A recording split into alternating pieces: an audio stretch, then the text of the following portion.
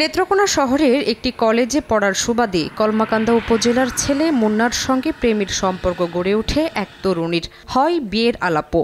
গত ২৮ এপ্রিল প্রেমিকাকে নিয়ে দুর্গাপুরে ঘুরতে যান মুন্না। সেখানে বন্ধু ছাত্রদল নেতা ফয়সাল আহমেদ দুর্জয়ের সঙ্গে দেখা হলে তার সহযোগিতায় উপজেলার বীরশিরি রংধনু রিসোর্টে ওঠেন তারা।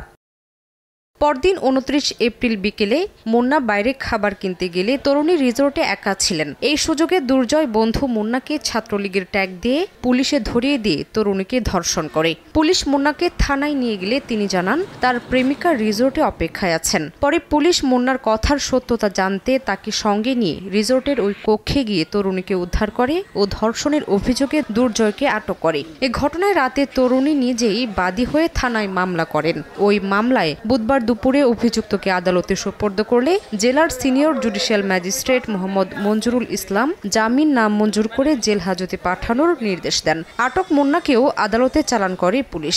আসামি বিজ্ঞ আদালতে চালান দিয়েছে। বিজ্ঞ আদালত আসামির জামিন আবেদন নামঞ্জুর করে জেল হাজতে প্রেরণ করছে। আসামিকে বিরুদ্ধে থানায় নিয়মিত মামলা রুজু হয়েছে।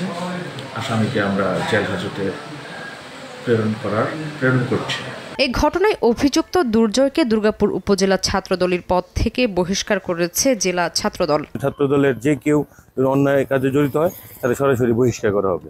আমরা সাংগঠনিকভাবে ব্যবস্থা নিয়েছি, তাকে বহিষ্কার করেছি। এদিকে ধর্ষণের শিকার ওই তরুণীর ডাক্তারি পরীক্ষা সম্পন্ন হয়েছে। ধর্ষণের যে আলামত আছে কিনা এটার জন্য এক্সামিন করা হয়েছে এবং রোগী সুস্থ আছে, রোগী ভর্তি হয় নাই।